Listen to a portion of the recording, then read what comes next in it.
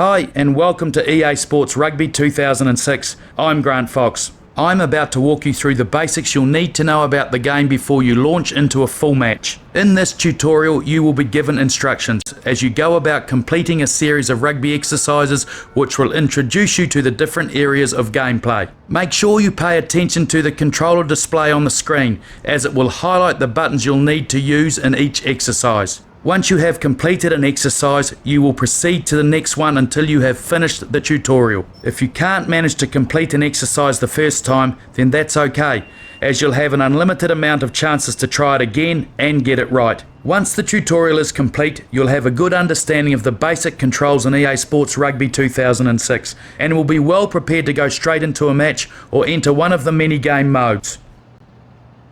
First things first, let's get you moving your player around on the pitch, but we thought we'd spice things up a little and put you straight into the thick of the action. Using the left analog stick to move your player and the R2 button to sprint, you must try to get past the opposition's defence without getting tackled and then score a try by touching the ball down in the in-goal area. Holding down the sprint button gives your player an injection of speed, but it only lasts for so long before he starts to fatigue.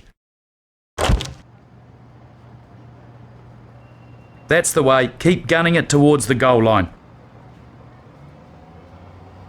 That's a super effort, not bad for a beginner. Scoring a try is worth 5 points and gives your team a chance to add an extra 2 points from a conversion kick at goal. Next we'll go through the basics of defence, the tackle.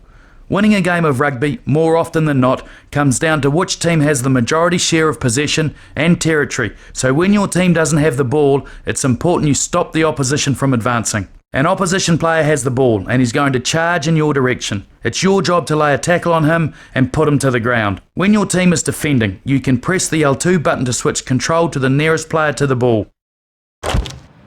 Tackle a player who has the ball by running directly into him.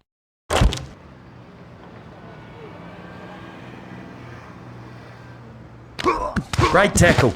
You'd better try that one again. Make sure you run straight at him to apply the tackle. Use the R2 button to sprint if you need to. Tackle a player who has the ball by running directly into. Great tackle. You've stopped him in his tracks. Okay, now this time around, we have an opposition player who has broken through the gap, and it's up to you to stop him with the last line of defence, your fullback. Instead of using a regular tackle and just running into the player, you must make a diving tackle. Make a dive tackle attempt by running towards the player who has the ball and press the X button. Okay, go at it.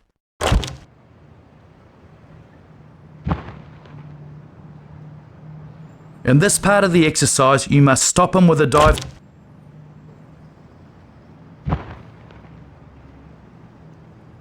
In this part of the exercise, you must stop him with a dive tackle. Solid tackle. He'll be hurting after that one. Dive tackles can be a hit or miss affair, but when you connect, there are few players out there who can withstand that kind of punishment. Okay, now we'll move on to the fine art of passing the ball. Passing is an important part of rugby as it's an effective way of moving the ball up the field.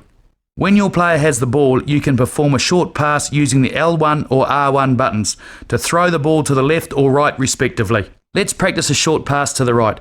Simply tap the R1 button to pass the ball to the teammate to your right.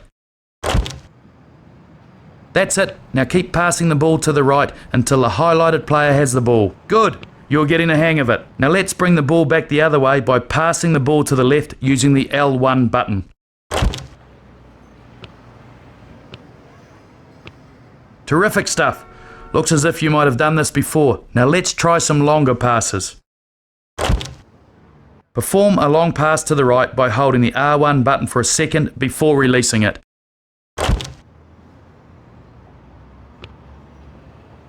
Try a long pass to the left this time by holding the L1 button for a second and then releasing it. Excellent work. Now that you've learned how to pass the ball in general play, you now have the means to become a prolific try scorer. I'll now take you through what you need to do when your player is tackled to the ground. When you have been tackled to the ground, the laws of rugby state that you must release the ball immediately. You must quickly bind some of your teammates to the ruck to prevent the opposition winning a turnover. Tap the X button to bind teammates to the ruck. Each time you press the X button, a new player will make his way to the ruck to assist. The ruck gauge above the packing players will display just how well your team is faring in the contest.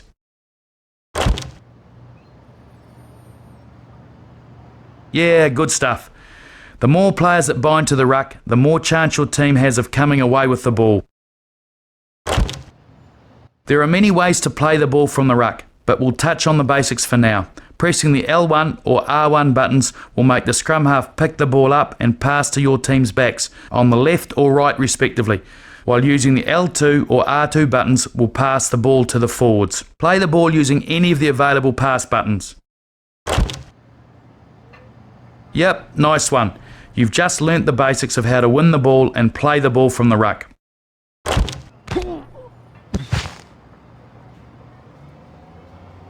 Kicking. To punt the ball, you press and hold the X button in order to power up the kick. At the same time, you must direct the kick where you want it to go using the left analog stick. To pass this exercise, you must punt the ball across the touchline into the area marked with red.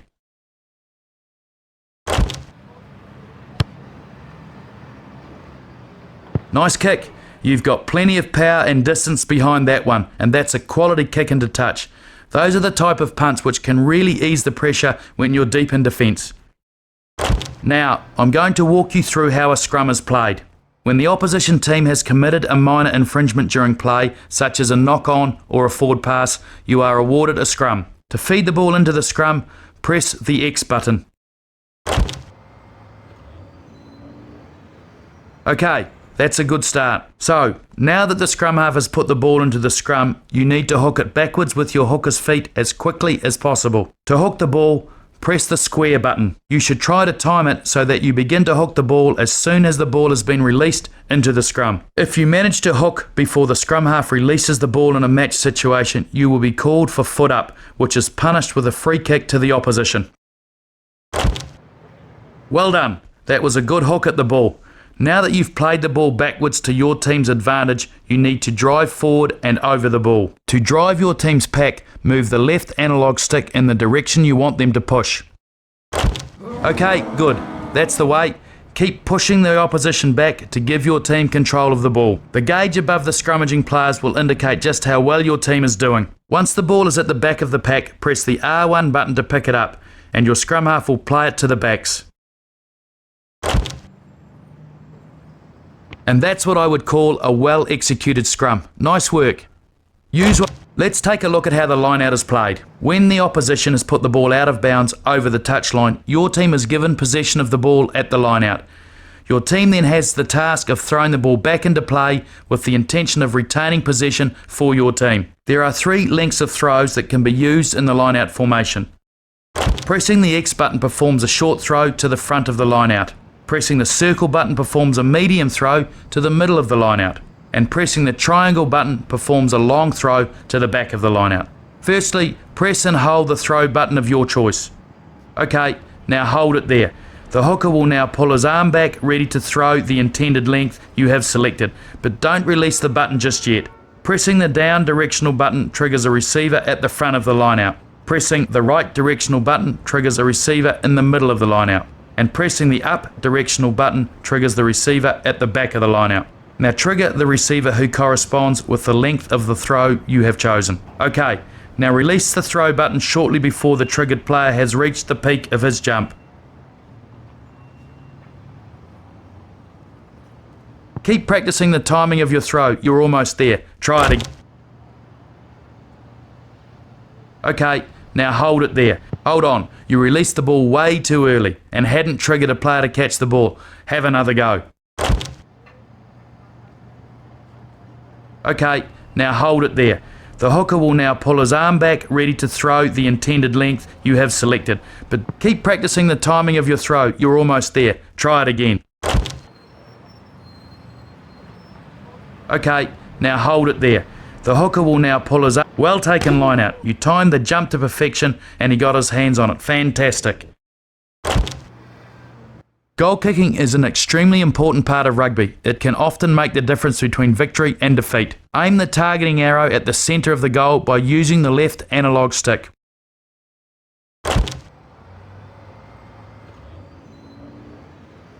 Okay, good. Now, kicking for goal is a 3-step process. It involves the gauge you see at the bottom left of the screen. Pressing the X button will start the gauge filling. The more the gauge fills in a clockwise direction determines the power of your kick. Press the X button again before the gauge fills to the end to select the level of power you want to kick with. Finally, when the meter returns in an anti-clockwise direction, you must press the X button to stop it in the accuracy zone located at the bottom of the gauge. The closer you... Fantastic effort! That there is a great example of how to strike the ball at goal and put the points on the board. Well done! That concludes the tutorial introducing you to the basic controls of EA Sports Rugby 2006. Make sure you check out what's new from the main menu if you wish to learn about the new features in this year's edition of the game. Well, that's all from me for now. I'll be keeping a keen eye on you as you make your big debut in EA Sports Rugby 2006. Bye for now.